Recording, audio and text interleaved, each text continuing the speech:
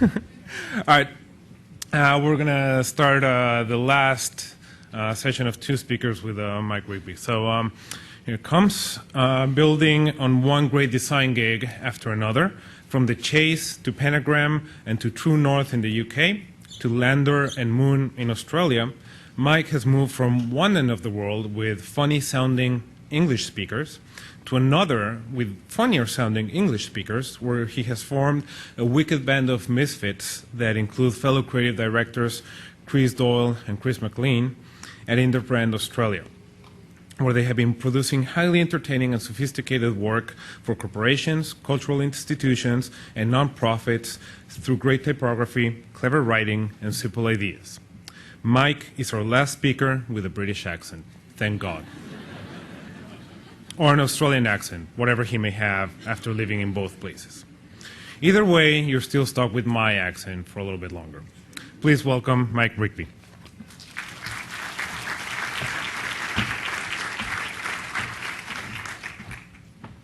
Thank you, Armin. Hello, everyone. My name's Mike, and it really is fantastic to be here for a number of reasons. Obviously, it's great to be in New York.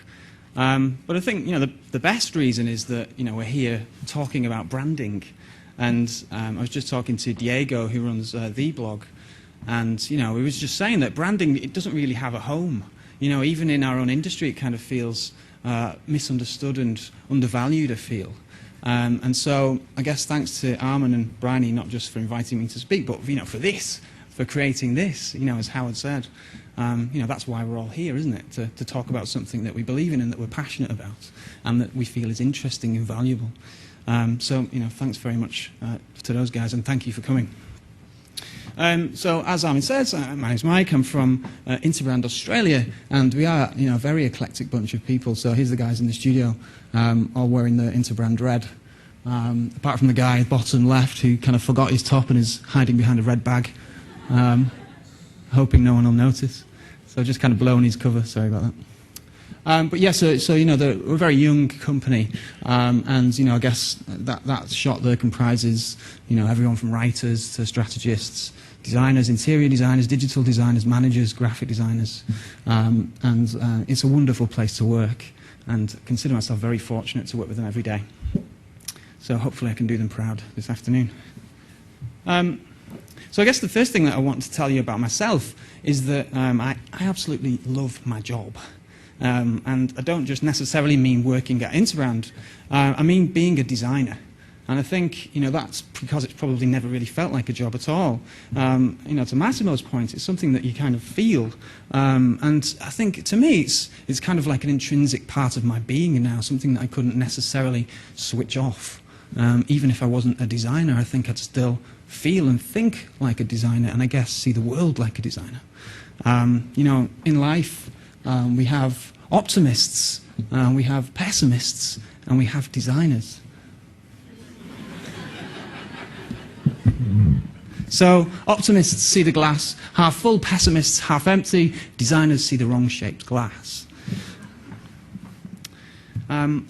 I love the fact that a designer can take something and look at something as ubiquitous, as everyday, as accepted as the humble hand dryer, and make it faster, make it cost less, use less energy, produce cleaner air, look better, and produce an infinitely better experience.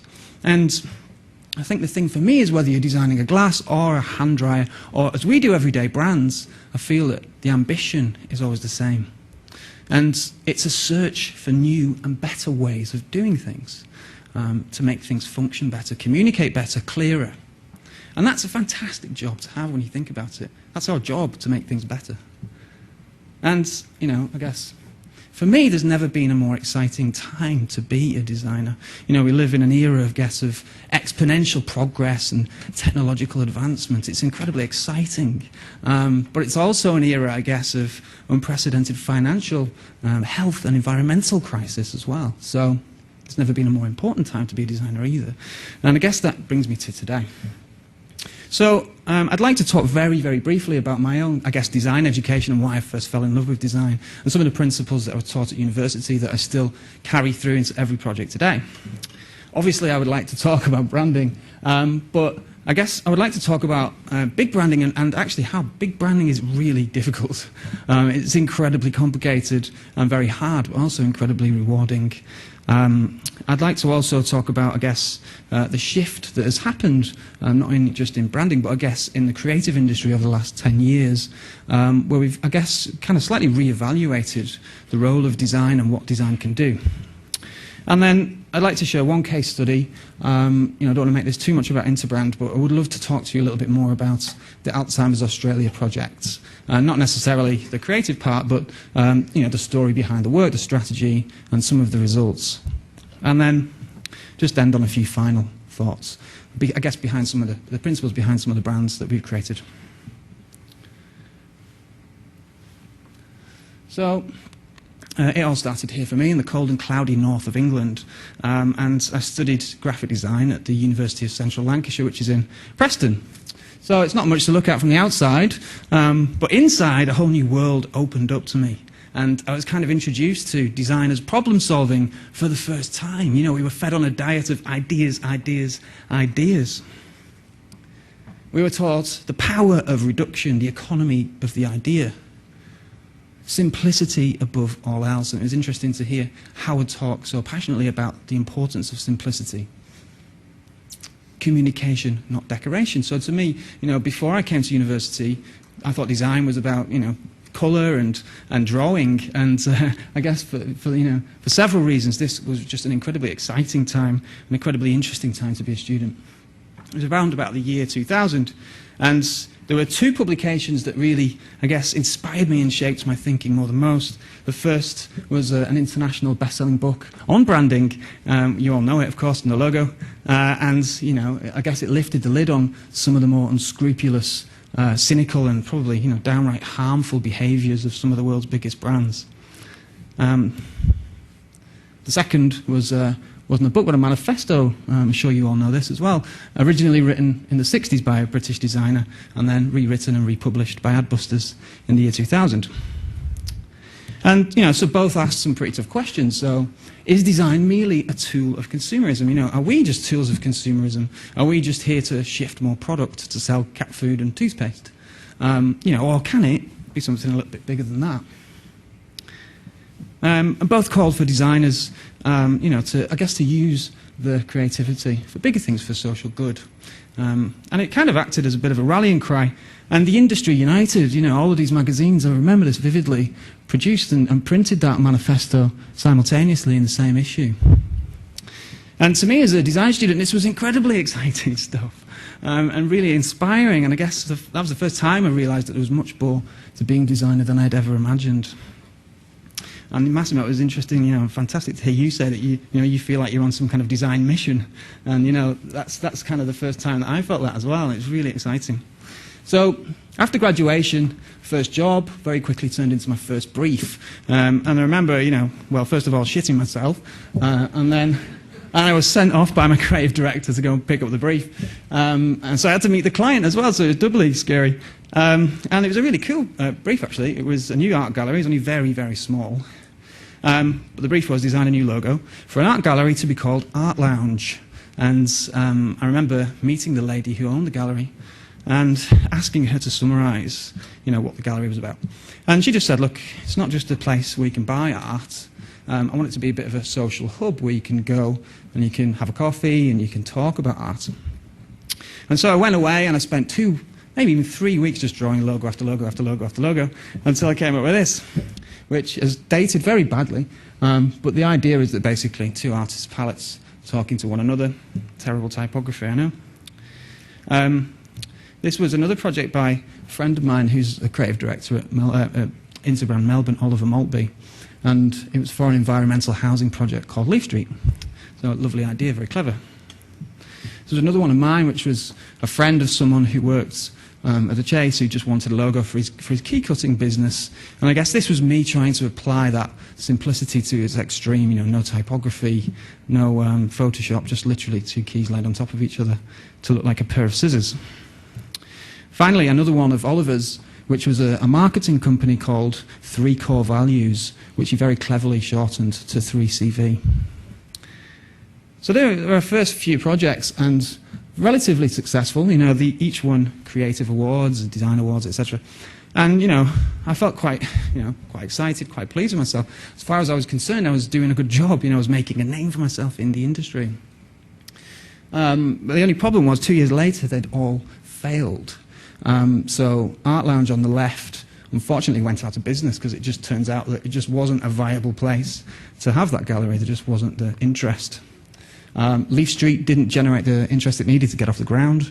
The key cutters, he actually designed his own business card with his name on it, because he didn't really want that logo. It was inappropriate, and I'd kind of forced it on him to make myself look clever, and I felt terrible about it.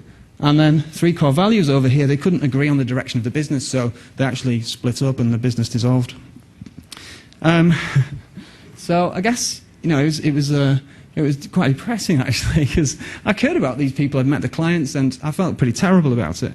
And I think, that was the first time that I realized that obviously a graphic design solution and a logo could only ever do so much. And I also realized that, perhaps what often qualifies as good design, even award-winning design in our industry, perhaps isn't that great after all. So I spent the next 10 years working at various companies, learning how to design brands, how to build brands, how to manage brands. And the first lesson that I learned really quickly was that, big branding is really bloody difficult. It's incredibly complicated. I guess for lots of different reasons. So the chain of command is vast. You might have to convince a CEO or a board or several boards. But I guess being a graphic designer, the transition was also quite difficult because one of our creative directors, Chris, always says that branding is like designing something that you can't see the edge of. It's this kind of a brand is this nebulous thing. It has to do so many different things, speak to so many different customers across so many different touch points. And it almost takes on a life of its own the moment it leaves the studio. Branding is also designing systems for other designers to implement. So unlike graphic design, you're usually in control of your brochure or your poster or your logo. But here, you've got to really get other people excited. So it has to be simple enough to roll out without a 300-page manual. It has to be interesting enough to engage everyone from the ad guy down to the in-house designer. And it has to be flexible enough. So, can it grow? Is it too consistent and static and boring? Or is it flexible enough to evolve as the organization does, and for other people to layer their own creativity on top of the platform that you created? I think the other thing is that expectations are actually greater than they've ever been before. And we now design brands with the world watching. And, everyone's a potential critic, as we know. So try something new and brave and unusual, and you might find yourself being chased by an angry mob. Go the other way and do something really conventional and boring, and you'll get a different kind of angry mob chasing. I'm probably in that angry mob, actually. But there's a lot more pressure than ever, and I think 2 words summarize that for me, which is these 2. I'm sure you've seen them before. So I'd like to just give you a quick definition of what epic fail actually means. So epic fail means a mistake of such monumental proportions that it requires its own term in order to successfully point out the unfathomable shortcomings of an individual or group. So I'd like you to just bear that definition in mind as I talk you through a hypothetical branding program from a brand designer's point of view. So I'd like you to just imagine for a second that you've received your dream brief. It's amazing, it's big. It's got opportunity to be fantastic, the client's ambitious, you're excited. It's full of potential. What follows, of course, is weeks of thinking, of searching, and often of sleepless nights. You can't get this thing out of your mind. You're wading through layer upon layer of complex information, searching for an irrelevant, an exciting idea. And then eventually something clicks, and then you strike gold. You've got an idea. You think it's going to work, and your peers like it too. It doesn't really get much better than this for a designer. What a fantastic feeling that is, getting that big idea. Of course, the job doesn't end there, because then you've got weeks of selling, weeks of debating. So why is it red? Why is it round? Why has it been rotated? Why will it work? And of course, there's always some level of compromise. We build brands with our clients together. Eventually, you get that happy place. Months of design development have led to this concept being approved, and gold becomes sold. You're proud, the client's happy. Life doesn't get any better than this. And of course, because it's such a dream project, there's huge interest from designers all around the world. And just when you thought things couldn't get any more exciting, you enter the blogosphere. So blogosphere is kind of like paparazzi for designers. And, don't get me wrong, I absolutely love brand new. Of course, I'm a massive advocate. But if the comments section on brand new has taught us anything, it's that there are a bunch of designers out there that look something like this. And they're fucking angry. So, let's just recap. You've worked incredibly hard for months, you've navigated a complex brief, you've convinced a hesitant client, you've produced a great piece of work. And then, if you're lucky enough, you might get feedback from Paul, whoever the hell he is, and Paul's comment is, epic fail. Let's just remind ourselves, ladies and gentlemen, what that means. So, epic fail is a mistake of such monumental proportions that it requires its own term in order to successfully point out the unfathomable shortcomings of an individual or group. Thanks very much, Paul. Just because I use Gotham as well. So I guess your greatest fear is that the people leaving these comments are perhaps, your Paul Ashers or your Michael Beirut's, people that you genuinely, aspire to be like, that you would hope had a bit of sympathy. But after just a little bit of investigation, it turns out that Paul looks like this. So there he is reviewing the Melbourne identity.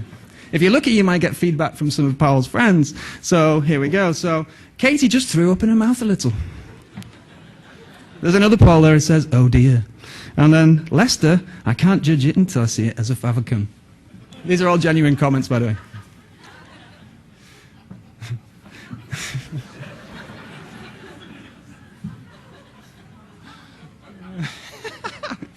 Oh, I love that. That bottom one cracks me up. What is it with Melbourne and shit logos? Brilliant. Okay, so obviously I am joking, and it is funny, and I think that's one of the reasons why I love brand new so much, is that people get angry about it, and I'd much rather that people, actually spoke passionately about it than not at all. But I think it just does raise an issue that there is a general lack of understanding around just how difficult it is to get big brands to be interesting and creative. And, even the best will admit that. Marina Willer last year at Brand New, said that it's the most amazing thing when you manage to survive the process with something you're still proud of. And it takes an incredible amount of tenacity and determination, sometimes board paper after presentation after argument, to get brands, big brands, to be brave and bold and expressive. So, just a few reasons why branding is quite hard. And also misunderstood by clients, of course, who generally think that a brand is perhaps just a logo, and often by people in our own industry, other designers. I think that branding is also, to a degree, invisible. And I think what I mean by that is that often the most valuable part of a branding program actually goes on behind the scenes. Internal engagement, giving an organization and a brand renewed focus and passion and belief and unity. And, that's something that not a lot of people see that don't work in branding. And that's an incredibly invaluable service to be able to offer people, to give them basically meaning. And I guess that's one of the reasons why I get so much job satisfaction from being a brand designer. So I guess elsewhere, that Design for Good movement, if you like, that had started in 2000 and so inspired me, had really gathered momentum and found two new leading voices. So, of course, we all know Tim Brown, CEO at IDEO, had called for designers to think big. And, he'd made the point that, in his opinion, the problem with design is that it had got really small. And I think, to Massimo's point earlier, that much of design is about junk and it had become a little bit throwaway. And he called and said that, in his opinion, that I guess design was about to get big again. Of course, Bruce Mau, we all know, he went a step further, and when predicting, I guess, where design would go next, he said it would be less about the world of design, logos, packaging, brochures, etc., and more about the design of the world. So, business, culture, environment, healthcare, justice, education, etc. And I don't think he was being derogatory to that column on the left, because those are the things that help us to facilitate change on the right. I think the interesting thing was that many designers did start to kind of reconsider their own role in society, perhaps most famously of all, Philippe Starck, who, has obviously designed everything from luxury lemon squeezes to luxury yachts, etc. And, he proclaimed, after a conversation with Bruce Mao, that everything I've designed is completely useless. That was French, by the way. And he went on to say that he was the designer of expensive Christmas gifts, and that he would refocus his practice, I guess, toward more democratic and affordable and, in his own eyes, useful projects. Businesses started to shift too. IBM, perhaps most famously, once a compelling brand had become, I guess, the ultimate corporate identity by the mid-90s, and was hemorrhaging money and facing being broken up, facing its own Kodak moment, if you like. And, we all know what happened next. New CEO, moved the business away, I guess, from selling to solving problems, from international business machine to solutions for a smarter planet.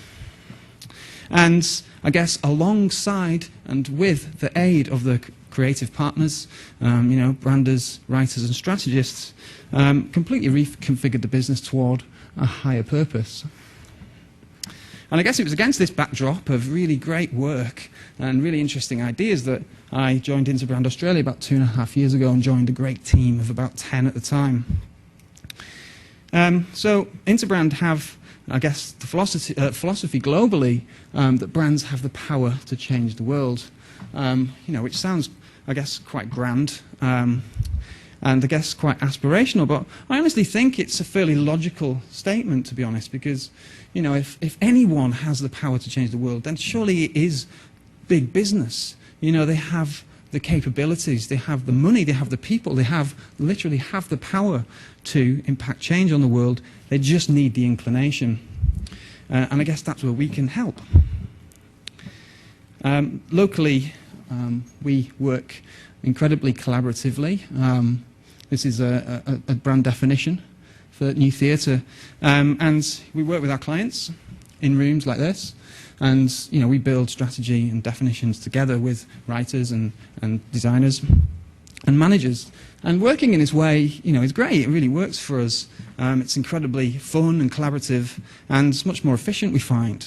And our CEO, Damien, says that his mission is to free strategists from the tyranny of PowerPoint, which I really like.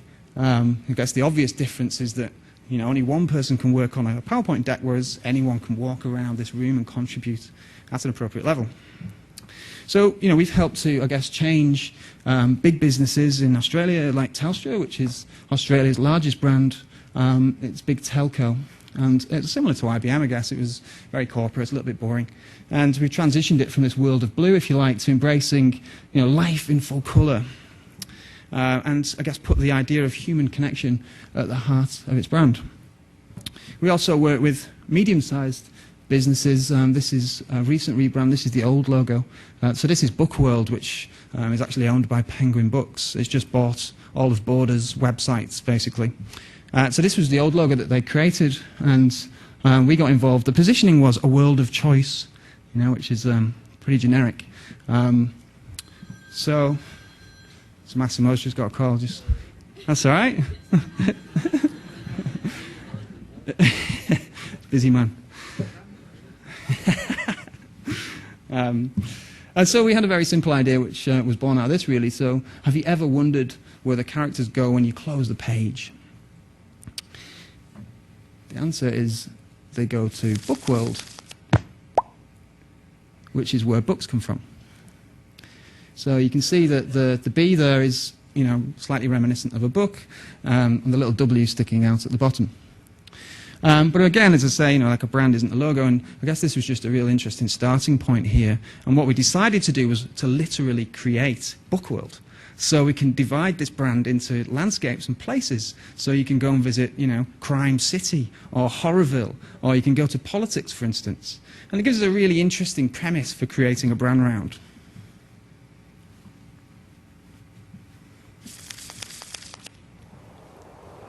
So this is the kind of generic Bookworld when it's non-genre specific.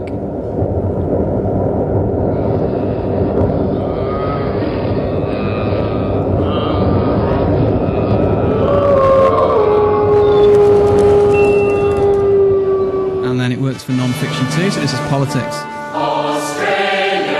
Some slightly shady behaviour going on here.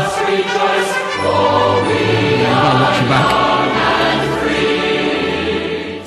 So, book world, where books come from. So from completely generic to something really interesting. I think that's what we like to do at Interbrand is, transform businesses and brands from generic and corporate and boring into something really interesting. There's no excuse for being corporate anymore, and it's really great to hear Massimo talk about being on a mission. We feel our mission is to actually decorporatize Australia. That's what we're trying to do. So that was a medium-sized business. This is obviously right down to an incredibly small business. You may have seen this already. So this is the old logo. This is Steve Bland, who's an amazing retoucher. By the way, if you ever need a retoucher, look this guy up. He's fantastic. And so we basically changed Steve from this to the great Blandini, who is basically a Photoshop wizard and a master of image manipulation and Photoshop trickery. So it's just really fun. This is a pure graphic design project. All these business cards are playing cards with a different Photoshop trick on, and then top right, the big A2 poster tube with the end just pops off. So it's really fun. And I think, the point of showing you these very quickly, these three projects, I think it just shows the type of work we do. So from incredibly big business brands where we really like to think that that's where we test our thinking, to medium-sized brands that come in and out of the studio fairly quickly, to really small stuff that we do on a pro bono basis. And I think that just acts as a nice counterbalance. So the big stuff, like Telstra, which can be in the studio for anything up to a year. So we've had a few projects featured on Brand New this year, and the comments have been fairly good, I would say. Not too bad, fairly merciful. And I guess the project that I'd like to speak to you about is Alzheimer's Australia, which is something that we're incredibly proud of and very passionate about promoting, I guess, for obvious reasons. So when we first met Alzheimer's Australia, they told us this. So, by 2030, Alzheimer's disease will kill more Australians than any other disease. And, unfortunately, there isn't a cure. It's kind of really misunderstood, completely underfunded and largely ignored. So in Australia, it's not actually recognised as a chronic disease, alongside, say, cancer and heart disease. And there's a real stigma associated with it. It's almost like something to be ashamed of, and I guess people just think it affects the elderly when it can actually affect people as young as 30. So lots of things we didn't know. So when we briefed, I guess, the original team of 10 writers, designers and strategists, 6 of them had actually had some experience and been directly affected by this, be it a friend or a family member, and yet none of them had really spoken about it before. And I guess that just went to serve to underline the issue. This is already, I think, the 3rd biggest killer in Australia, and yet no one's actually even talking about it. And so, right from the start, we could really feel that this was something, I guess, above and beyond graphic design and logos. And, we said it's about turning the unspoken into the unforgettable. So this was the old brand. It was incredibly corporate and boring. Living with dementia was the tagline. And it's almost got an air of resignation to it. It's almost like they've given up a little bit. The rest of the brand was, I guess, again, blue, generic typography, stock photography. And it was kind of quite a negative brand. It almost felt like it was contributing to the problem instead of helping. And the first thing we said to them is that an extraordinary brand is needed for social change, which is what we're talking about here. We're not necessarily talking about rebrand, but social change. And an enormous shift is required. So from current state on the left of low awareness, not only to, I guess, greater awareness, but understanding and action, from that stigma to being a part of our social fabric, from fear and confusion to clarity and optimism. And then skipping to the bottom down there, from being overshadowed by those other diseases that I mentioned to becoming a national priority. So if we're going to do this, then having a much clearer focus is essential. And it became really clear that they thought they stood for too many things. So these are just a few things that came out in the stakeholder interviews. So what we should stand for is advocacy, research and services. We also need to have much clearer audience groups. So Alzheimer's is actually a federated model as a business, and each state was acting autonomously, so there was almost lots of different Alzheimer's brands going around. And that led to saying too many things to too many people. So over 35 different audience groups. So from those 35, we created 5 strategic clusters. So shakers, influencers, those touched by dementia, those vulnerable to dementia, and donors. And we also said, look, we have one vision, which is to rid the world of dementia. We also need to speak with one voice and come together under one brand for the first time. And we also need to better understand the relationship between brand and funding. So Interbrand's research shows that if you're not in the top 3 charities in consumers' minds unaided, then you have no chance of getting a donation. And of course, there is always substantial competition to overcome. So despite being the 3rd biggest killer, Alzheimer's was actually 112 on the donations list. And we also said that the worthiness of the cause isn't enough. It's not enough to have a worthy cause. The payoff to donors and those drivers to donation come through things like, are you relevant to me? Do you have profile? Have I heard of you before? How many people can you help? What is your reach? Do I believe that you believe in your purpose? Do I feel compelled to get involved? And what results can you show me? So I guess that was just setting up the objectives and the problem, what left. I guess to your point, Massimo, that was the diagnosis. So this was our recommendation. So we wanted to put an idea at the heart of the brand that would actually, try and counterbalance some of that negativity that was going on. And we wanted this to be a really positive brand. And so we came up with a brand idea, which is very simple, which was Shine Through. And born out of the thought, I guess, that if Alzheimer's and dementia exist in the shadows, it's this kind of darkness, then we wanted this brand to be the light, to be that positive force. And right from this moment, actually, this idea of darkness and light, of positive and negative, of duality, I guess, started to influence how we were thinking about the creative as well. So what we're basically talking about is this brand needs to shine through the stigma of this disease. It needs to illuminate our finest minds in business and science to fund or find a cure. We want it to be the leading light in the fight and ultimately galvanize an entire nation. So it's a very exciting starting point. And I guess by this point, probably maybe 2-3 months into the process, the client was also really excited. And I guess we were on our way to creating something. So, brand expression you will have seen, and, I'll go through this quite quickly, and it's very simple identity. Of course, Alzheimer's Australia remains fixed at all times, and then we essentially build a flexible logo system around it. So, understand Alzheimer's, educate Australia. Fight Alzheimer's, protect Australia. Tackle Alzheimer's for Australia. And really the benefit of this system is that it's incredibly simple and flexible. So we can just keep on writing these logo constructs until we run out of things to say. We can speak to all of our different clusters in an appropriate way. And, it's something that can grow as the organization does. It's also incredibly simple and incredibly bold. So often in just 2 colors and 4 words, we manage to communicate the name of the organization, highlight a problem, and feature a really strong call to action. Living with Dementia replaced with fightdementia.org.au. And of course, every time you see this, it says something different, almost like an ongoing conversation. And, we wanted this brand to refuse to be ignored. I guess this issue had been swept under the carpet for way too long. And as Armin said, it's an incredibly verbal brand, and writing played a really big part in how we communicated.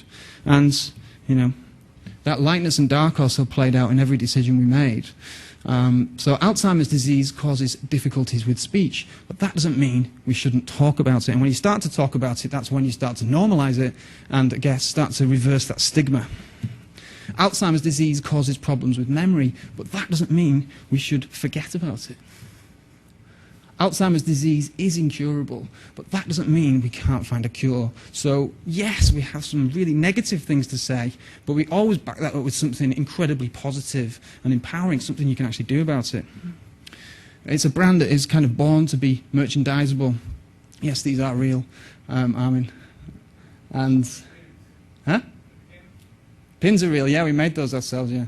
We've got a badge machine at Interbrand. I guess the reversible wristbands, again, that lightness and dark. And delete Alzheimer's, save Australia for USB key. So at an appropriate level, using wit I guess kind of humour is often how we deal with tragedy, and I guess demonstrating a lightness of touch where appropriate. Goodnight Alzheimer's, Wake Up Australia, the Keep Cup, which is obviously beneficial to the environment as well, and coffee is linked to being a good preventative of dementia.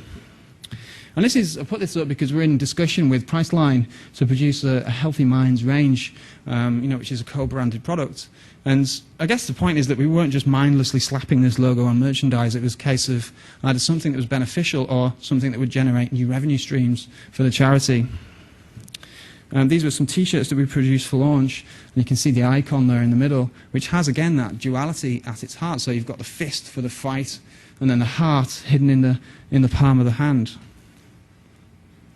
And we designed a whole series of these. I think the point was that we recognised it was quite an under-designed brand deliberately, and so where appropriate, we wanted to allow the brand to be a bit more expressive and use illustration.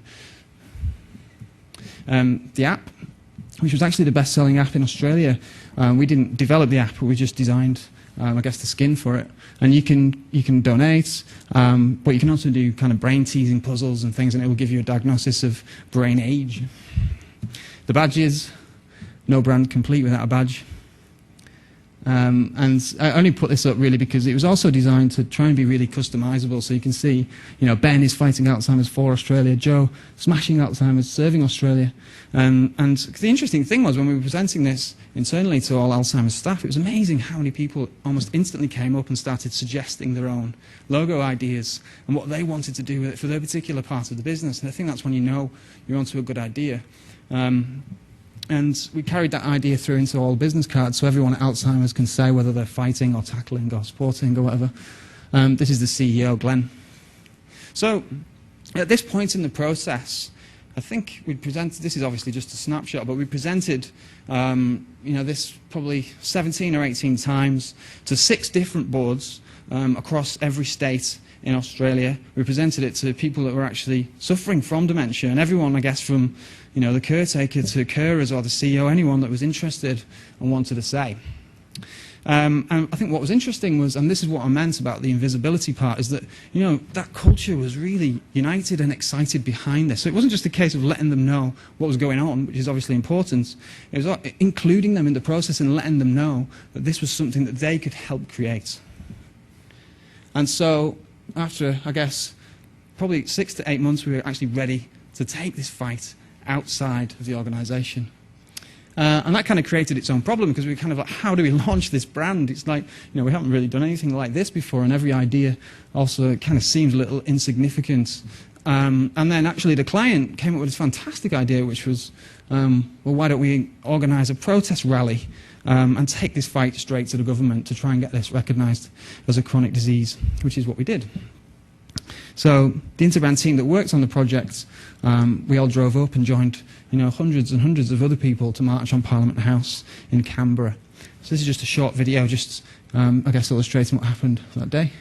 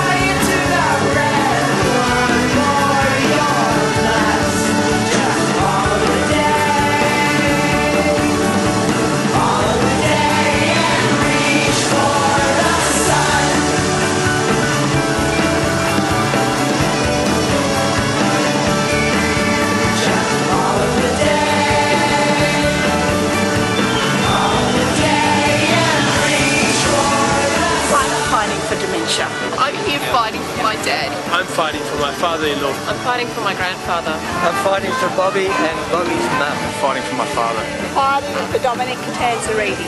I'm fighting for my mother. I'm fighting for more funders. I'm fighting for my grandmother. I'm fighting for my mother Denise Hedger. We're fighting for Chris and Judy. We're fighting for Australia.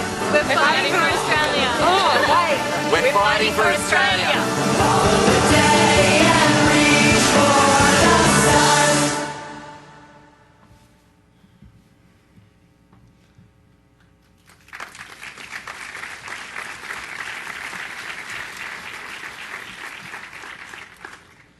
So I think there was lots of amazing things about that day, but I think the thing that struck us most was that that was a feeling that we designed that day.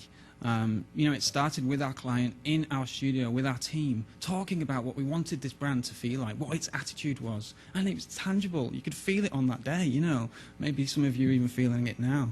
And I think, you know, that's what is amazing to me about branding. So that launch day did pretty well. You know, lots of kind of free media spend, and 33 federal politicians signed up to the Fight Dementia website, which was great. And you know, obviously this was just the beginning. And behind all of this, it wasn't a case of kind of here's your brand guidelines, goodbye. You know, we kind of developed a 10-year comprehensive marketing plan that sits behind all of this work, that breaks down their objectives across 3 acts. And I'm really pleased to say that it's actually taken on a life of its own. And this is, you know, just some of the stuff that's going on that we've had nothing to do with. You know, and the kind of fighting and fundraising goes on up and down Australia, and people are really taking it to their heart. And then perhaps most amazingly is just 2 weeks ago, actually, the Australian government announced an age care reform and made dementia a national health priority. So this is the MP Mark Butler, who actually came to our rally on the day, you know. So this means basically an extra, you know, I think around $300 million, you know, which is a lot in Australian terms, I think. So hopefully that just goes to demonstrate some of that invisible stuff that I was talking about, the invisible value of branding, and the fact that branding can do so much. And it's turned, you know, Alzheimer's, I guess, from this corporate, almost, you know, passive culture into one that's actually got a really strong attitude at its heart, and it's ready to take on this kind of fight head on. So I'll just finish on a few final thoughts. Won't be a minute. So I guess most obviously is that, you know, brand is not a logo. Of course it isn't. It's an attitude, and you know, you can see it in that photograph, and Armin mentioned it earlier. And you know, design for us isn't just an iterative process. It's actually a really emotional one. And you know, we have to really care about what we're doing, care about our clients' businesses. And I'm not just talking about Alzheimer's. Everyone we work with, you know, we design feelings first, not graphics. Our managing director always says that we want to create platforms, not uniforms. And I guess, as Simon touched on earlier, this idea of embracing diversity, not just consistency. It's often said that a brand is a lot like a person, and we've heard it said today. And I guess what I would add to that is that branding, to me, is about finding the very best in that person. And that's a fantastic job. I think it's been a great 10 years where we've actually re-evaluated completely what design can do. And I guess that's one of the reasons, one of many, why I feel there's never been a more exciting time to be a designer. I can honestly say that branding for me can, and often, you know, does, be a transformational force. It can challenge perceptions. It can completely unite our culture, and it can revitalize businesses. And I honestly believe that it can, very occasionally as well, help to make a real difference. And I guess that's it from me. And if you would like to join the fight, you can visit the fightdementia.org.au website. There's lots of things you can do to help. And if you'd like to keep in touch, that would be fantastic. You can find us locally at Stand Up Hearts. I'm on Twitter at MikeRigby. So I guess from myself and from Paul, and you know, from all of the fantastically talented people at Interbrand Australia, thank you very much for listening.